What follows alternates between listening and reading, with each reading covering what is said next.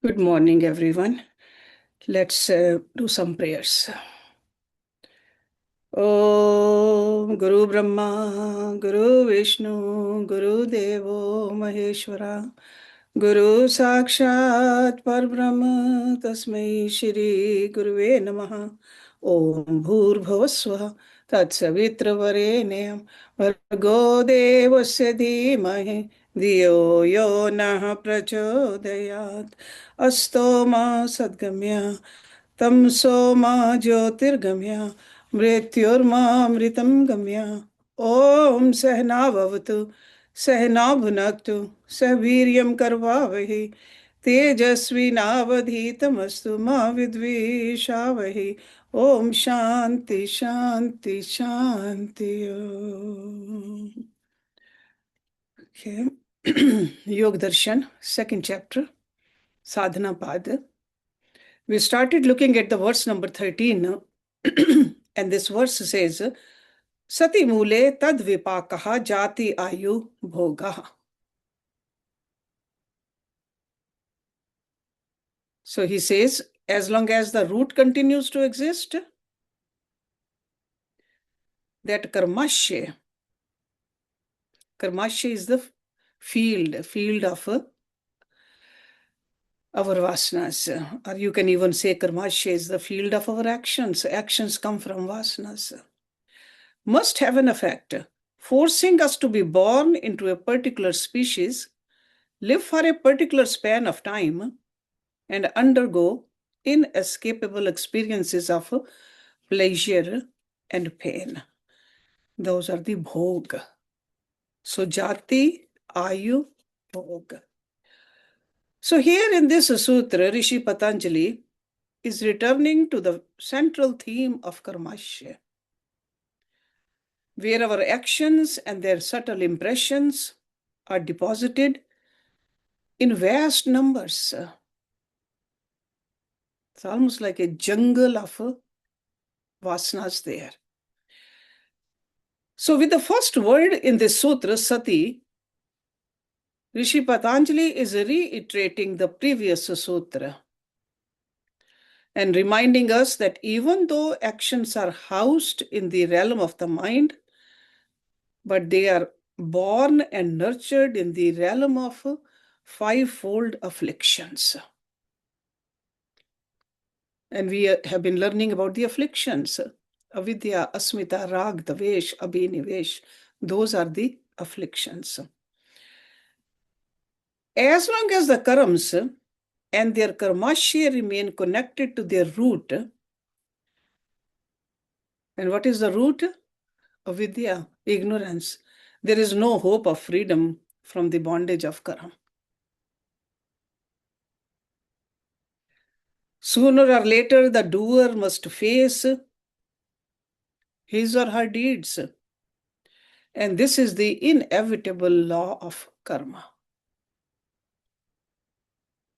As you sow, so shall you reap. We are all familiar with this law. Rishi Patanjali is telling us exactly how our actions mature, how they come back to the doers, and what makes the doers so powerless that they cannot escape the consequences of their deeds. And the explanation is very simple. Due to ignorance, avidya, we identify ourselves with our actions. And we become attached to the fruits of our actions. And we become firmly established in aversion, dvesh, whenever there is a contrary outcome.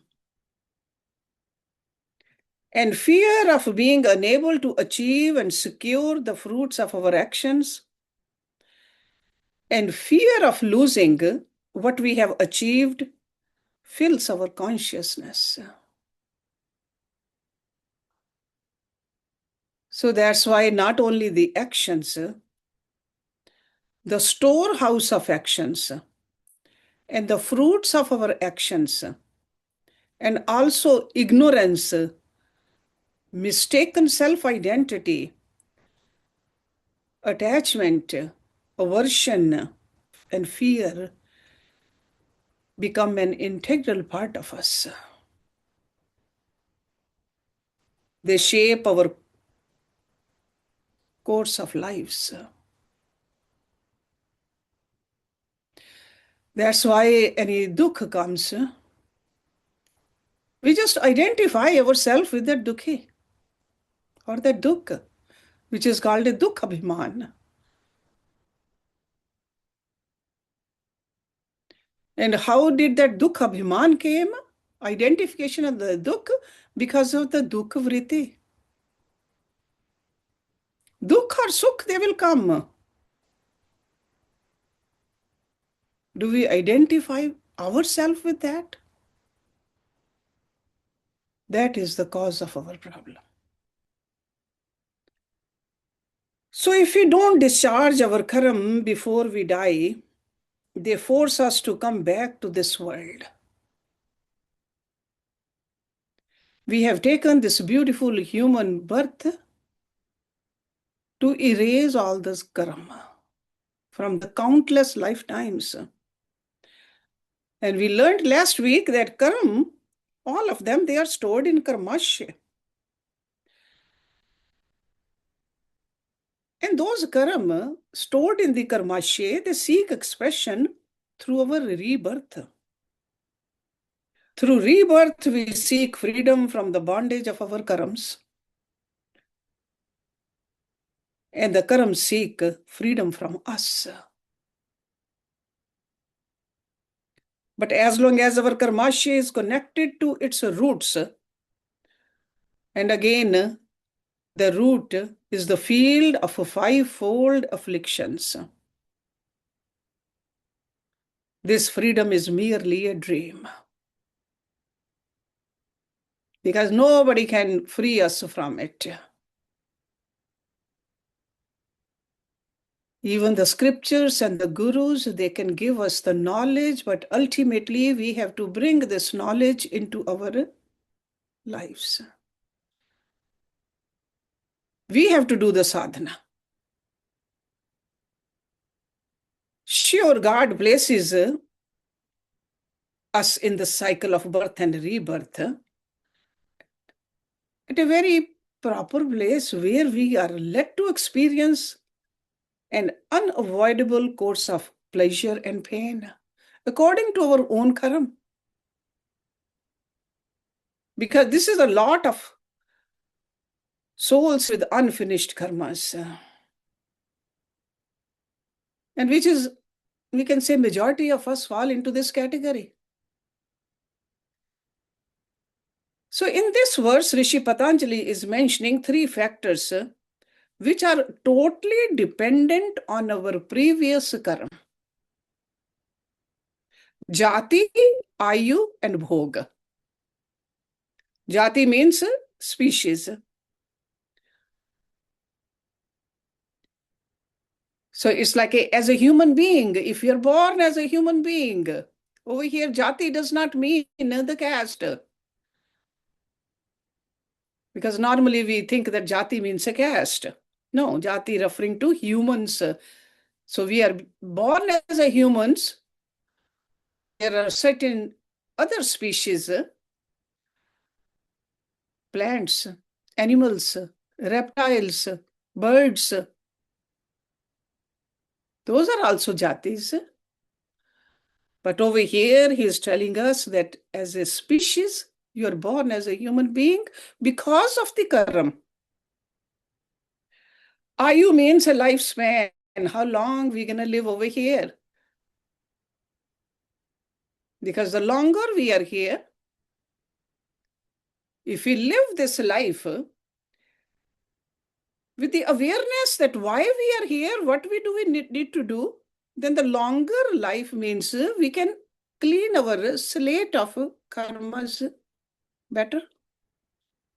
But it's up to us. Do we want to add more karma on it by living longer? That's why our rishis, they gave us a beautiful scheme to live this life. divided our human life into 4 ashrams: Brahmacharya ashram, Grihastha ashram, Vanaprastha ashram, and Sannyasa ashram. And according to our age, we are supposed to live this life so that we can easily erase the impressions which we have deposited. So we got to understand that. So lifespan is according to our own karma. Bhog means experiencing by consuming or being consumed by experiencing. Bhog.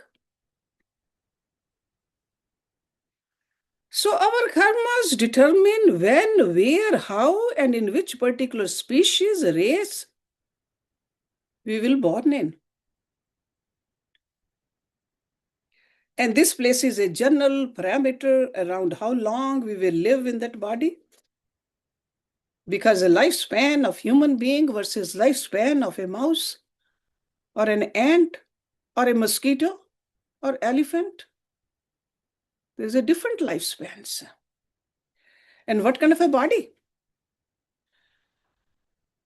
And what is the general course of experience while we live in that body? No matter in what species we are born and where and how we are born, our experience will be a mixture of pleasure and pain. That's what the life is. Sukh, dukh.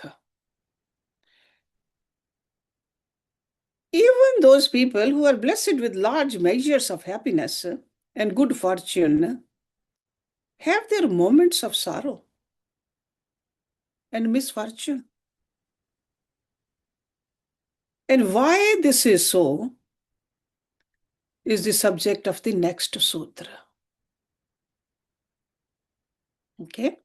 So in this particular sutra, the one we just finished, part of it, we talked about it last week, and this is just a whatever was left over.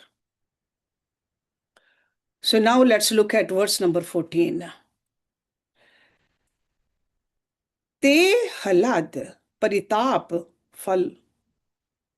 falaha punya apunya hetu tavad. Te means they, halad means joyful, pleasant, favorable. Halad. Paritap, condition of being scorched from every direction. It could be pain, sorrow. Paritap. Fal means fruit.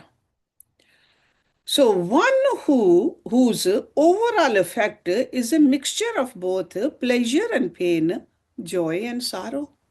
Halad paritap phala. Punya apunya hetu tavat. Punya is a virtue,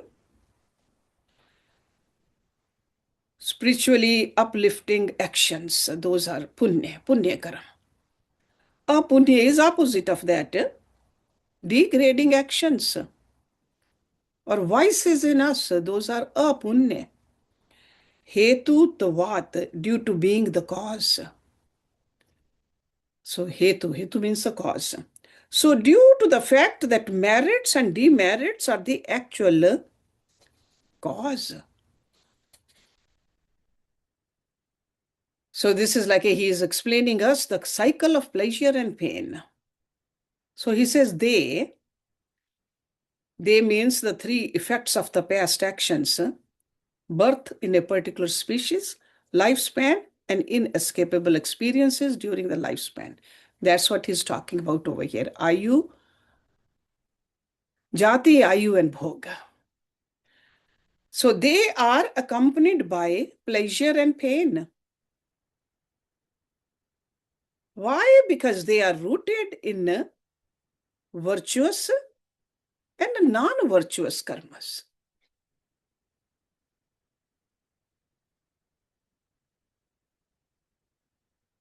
So he told us in a particular species in which we are born, or how long we will live in that body, and what kind of experiences will walk into our life are totally dependent on our previous karmas.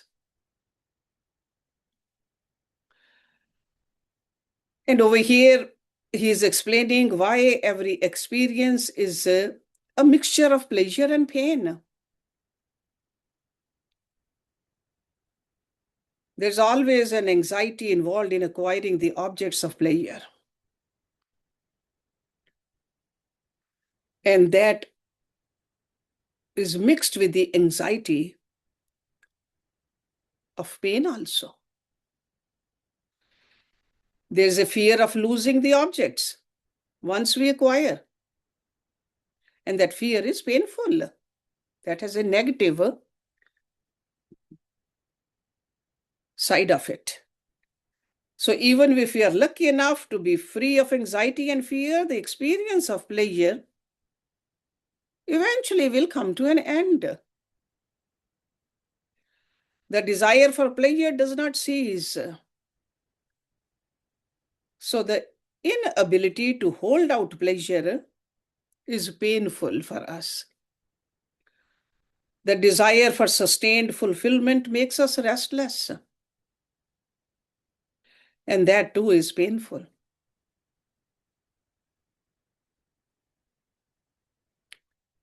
Like if we are watching some interesting movie,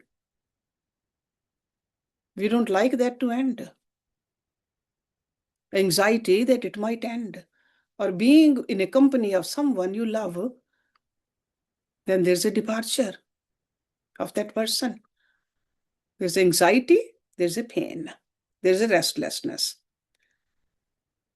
So the desire for sustained fulfillment makes us restless. And that is painful. However, no pain or painful experience lasts forever. That's why we understand that pain and pleasure, they go in hand. And that is the subject of this sutra, actually.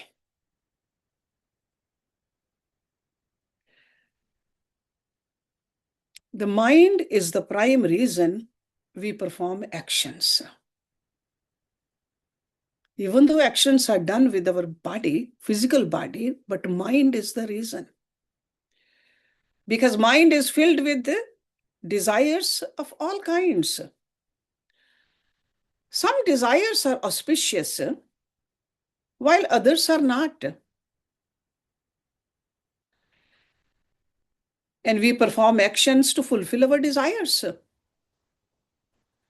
So the quality of our desires determines the quality of both our actions and the fruits of our actions. So that's why it said that desires are the father of the karma. If we do not possess a perfectly clear, calm, and tranquil mind, and if we are not established in our pure self, then our actions are bound to be tainted by the properties of our mind.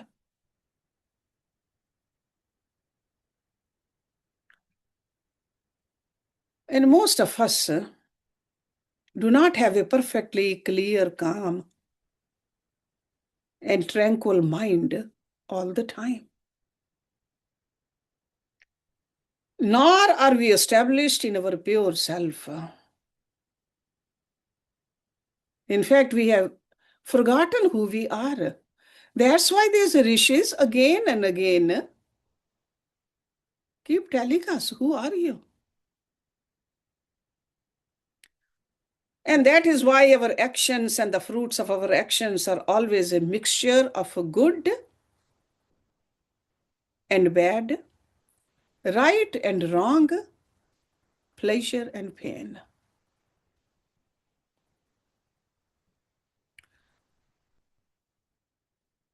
And this has been explained in our scriptures with the help of beautiful stories also, so that we can understand, because it's hard to look within and see our life. But with the help of these great stories, we can see that what is really happening in our life. You're all familiar with the sage Vyas,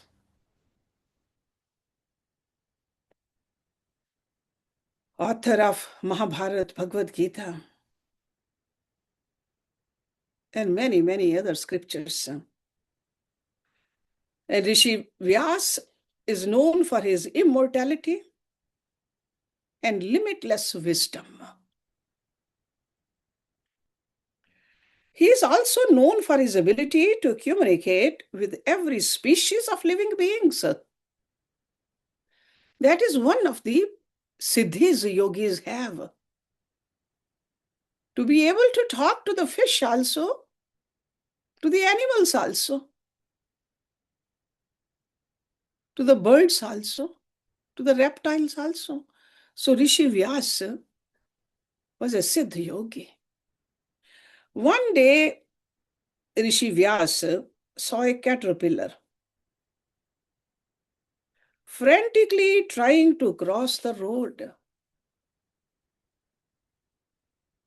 When he asked the caterpillar why he was in such a hurry, the creature replied, "Don't you hear the noise?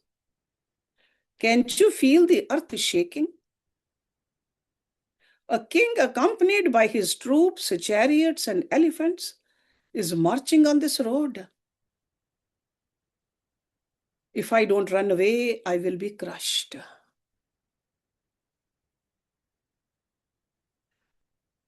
Rishi Vyas said, "What is so precious in your life that you are afraid of losing it?"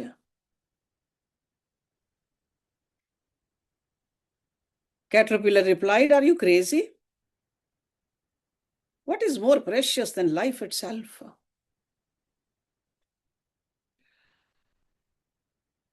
Rishi Vyas understood the poor creature was afraid of dying.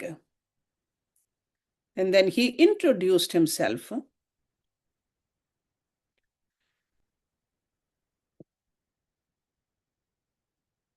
And then Caterpillar calmly asked the sage to help him.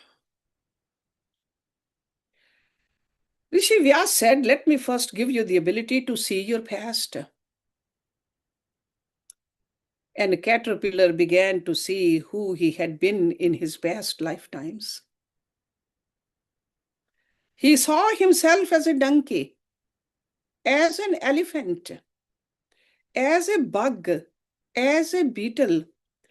Then he saw the last time he had been human. And Vyas asked him to pause and look at himself closely and vigilantly. In that lifetime, he was a head of a large religious organization. He was highly educated, a great author, and a famous teacher also. Although he taught a vast range of subjects, he did not believe anything he was teaching. For him, knowledge meant the skill to guide and lead others, and his purpose in doing so was to gain power over those he led. He was convinced that no one was as intelligent as he was, and was further convinced that all of his followers were ignorant and gullible. At the same time, the preservation and translation of the scriptures was an integral part of his professional life. A lot of rishis did that. He built a big institution, lived a life of luxury, justified the admirers he gathered around himself by saying it was necessary for the work he wanted to accomplish. But deep in his heart, he knew his attitude toward his followers was wrong. He also knew he was living the life of a hypocrite and that hypocrisy is the most destructive force in spiritual life. Although he knew he was working against his conscience, he just employed his powerful intellect to justify his actions. As he approached old age, a cloud of regret began to hover over him. But by the time he was too weak to comply with his conscience, because his habits had already become too strong and his attachment to appearances too powerful. As he aged, his memory for details began to fade. He was left with the major themes of his thoughts, feelings, opinions, and self-image. Towards the end of his life, his intellectual power receded, and all the old cherished memories stored in the deepest recesses of his mind field began to dominate his consciousness. He was constantly preoccupied with memories of inner conflict. And his conscience was shouting that he had wasted the gift of his intellectual power. He had given into the charms and temptations of the world. He had invested his power of discrimination very poorly. And as he was taking his last breath, a dense darkness descended, erasing every details of his self-image and self-understanding, except that he was like a chameleon who changed his colors in order to accomplish his goals. Thus, he was reborn as a chameleon. This story is the representation of the saga of our own lives. We have lived many lives. Fortunately, if we can have a guru like Vyas, who can show us, maybe we'll have some idea.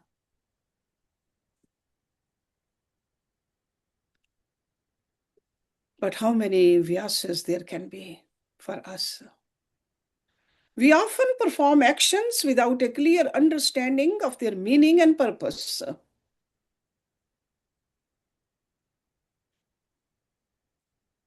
Normally, we stay so busy, we don't take time to even think about it. Why are we doing certain action?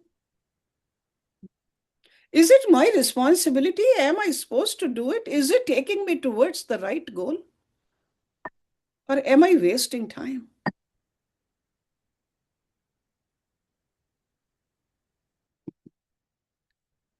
Our actions are normally a mixture of good and bad, auspicious and inauspicious, virtuous and non-virtuous.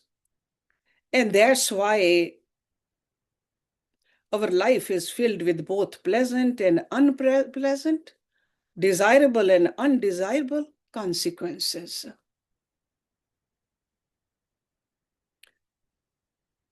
When he was a human, going back to that story, this individual's inexhaustible hunger for power, prestige, honor, and dignity led him to undergo experiences unique to creatures with less consciousness,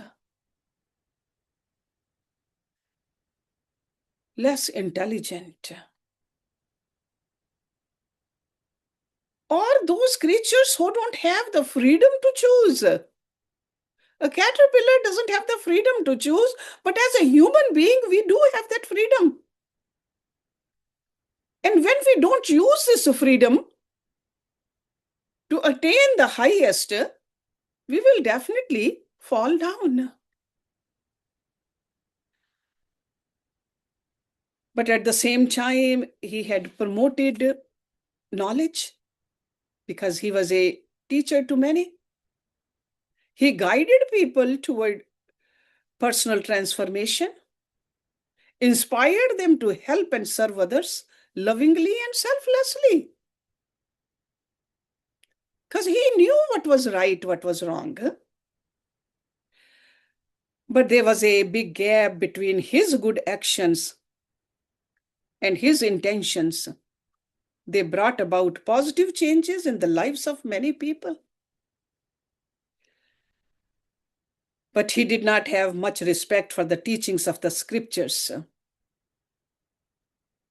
Yet he recited them. He memorized them. He taught those teachings to impress others and maintain his professional prestige.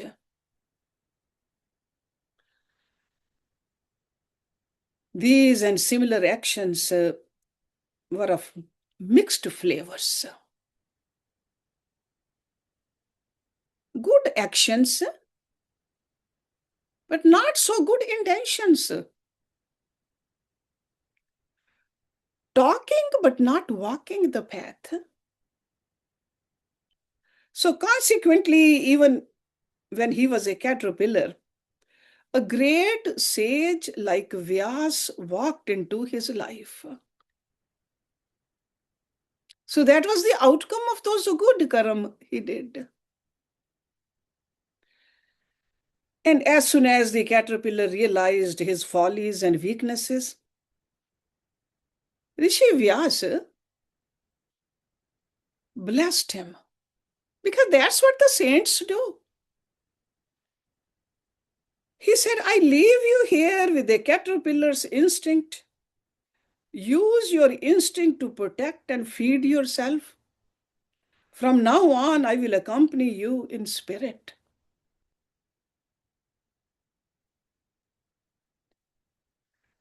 You will no longer have the pain that accompanies birth and death. And you will retain the memory of today's experience.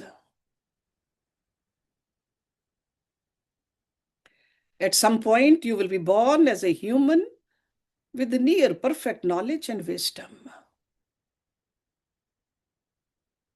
As soon as you share that wisdom with a seeker named Nand Bhadra, you will attain complete freedom from the cycle of birth and death.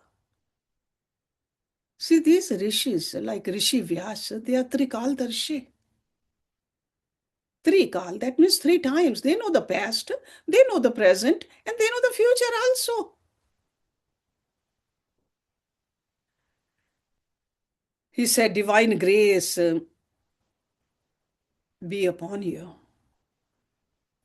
Divine grace is another name for this kind of blessing, which according to the scriptures descends into our lives as a means of enabling us to attain ultimate freedom.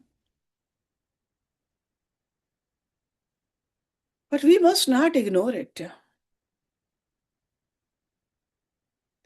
We should recognize this divine grace, but at the same time, we should not ignore the role of self-effort. Effort we must have to put in. As part of our spiritual practice, it is important that we constantly remind ourselves that even the most pleasant experiences are accompanied by some degree of pain. And that we use this reminder skillfully to face a bitter reality. Without the complete knowledge of our core being, life and everything that comes with it is pain. And this is the subject of the next sutra. I always tell you that these sutras, they are like gems in a necklace. We got to understand each sutra and then find the connection, understand the connection with the next sutra. Only then it will make sense to us. Let's look at the next sutra, sutra number 15. Parinam tap sanskar dukher gun vritti virodhat cha dukham eva sarvam vivekina. Parinam is the result or the effect. Tap is heat, scorching, feeling of being burnt actually, the tap. Sanskar, subtle impressions of our actions or the residue of actions, sanskar.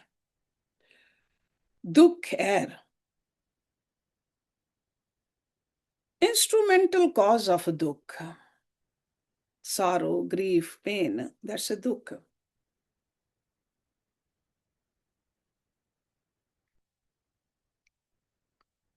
Gun. Gun is the attribute of primordial nature, or the three fundamental forces, sattva, rajas, tamas. These are the forces that motivate us to think, speak, and act. They are part of the prakriti. Vritti, modifications.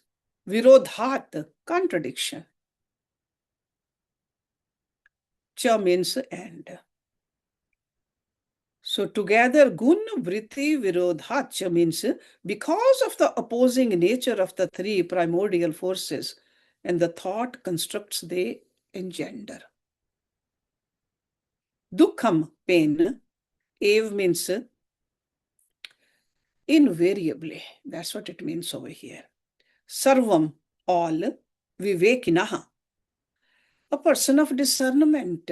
Viveki, a person of right understanding, who understands it completely. So the literal translation of this verse number 15 is, because the effect of an action is accompanied by pain, because the action itself is accompanied by the experience of pain, because the subtle impressions of action contain pain, and because the forces that motivate us to perform an action mutually contradict and oppose each other, to a person endowed with discernment, all is pain. This is a pretty deep sutra, actually. We're going to take some time to understand it.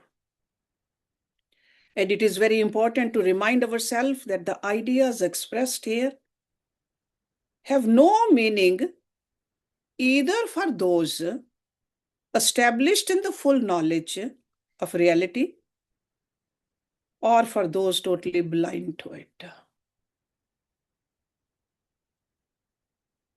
So this sutra is meaningful only to a viveki. And viveki is those with the power of discrimination to understand the difference between good and bad, right and wrong, true happiness and mere pleasure. So that's why I said it's a very deep verse. But since we are the students of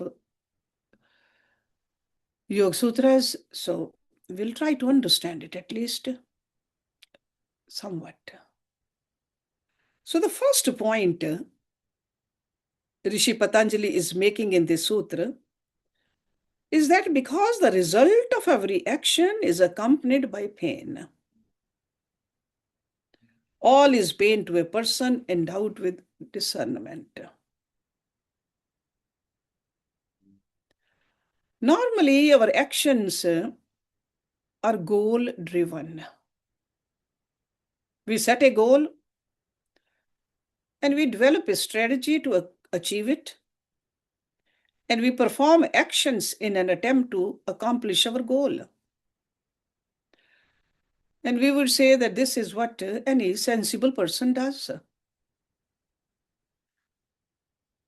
However, our wisdom fails us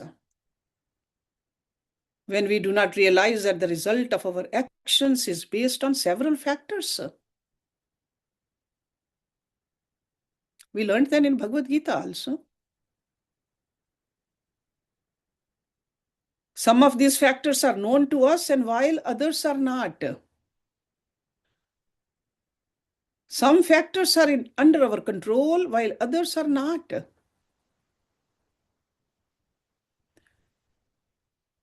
For example, factors which are buried in the oblivion of the past walk into the present and influence the outcome of our current action. And some factors may be related to the actions of others colliding with our actions, because we don't live in a vacuum. We are social beings, and people we live with, people we work with. And that's how there's an influence on the result. And still other factors might be the effect of our carelessness,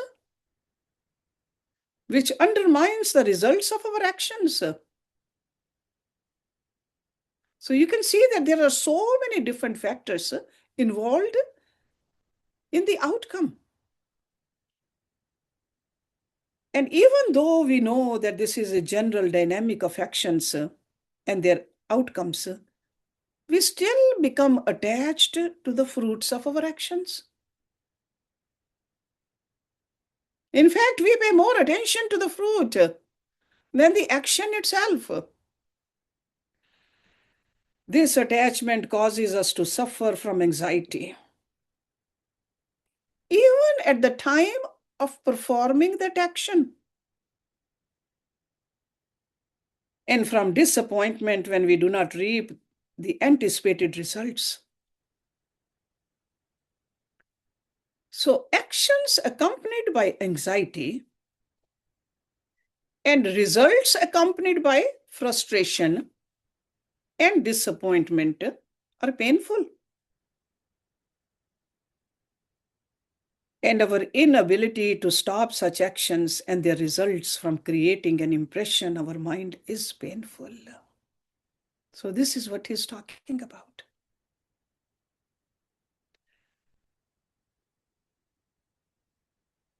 There are other points he's making too, and we'll go through all these 4 points, but let me just touch upon the second point a little bit. The second point Rishi Patanjali is making in this sutra is that because action itself is accompanied by the experience of pain, all is pain to a viveki. To a significant extent, the idea of pain and pleasure is unique to each individual. But we can say in general, pain comes from dissatisfaction and pleasure comes from satisfaction. And satisfaction and dissatisfaction are associated with the result of our actions. And our experience tells us that the result is dependent on several factors in addition to our current action. But our lack of knowledge regarding all the factors that lead to a successful outcome fills our mind with doubt. And what is the outcome of the doubt? Fear. Fear makes us nervous, and nervousness compromises our inner stability. Our breathing becomes erratic, irregular. Simply by looking at us, an adept yogi can see that we are trembling deep in the realm of our senses and mind. Maybe outside we can control ourselves, but a yogi can penetrate inside us. Our strong attachment to the result of our action forces us to hate anything and anyone who poses a threat. This hatred sets a due series of actions in motion to assist our original action. And the new actions which we do are accompanied by anger, greed, animosity. And they not only produce their own negative results, they will contaminate the result of the original action. And this is all seen from the vantage point of discernment by a Viveki, that all this is painful. And next week we will see the two more points he's trying to make in this very complicated verse, actually, I would say, for people like us. But still, it's good to try to understand it and see how can we get closer to discernment, at least. Little by little, we can. So he says, because the effect of an action is accompanied by pain, because the action itself is accompanied by the experience of pain, because the subtle impressions of action contain pain, and because the forces that motivate us to perform an action mutually contradict, oppose each other to a person endowed with discernment, all is pain. Let's stop it here. Om Purnamada Purnamidam Purnat Purnamudachyate Purnasya Purnamadaye Purnameva Vishishyate. Om Shanti Shanti Shanti Om.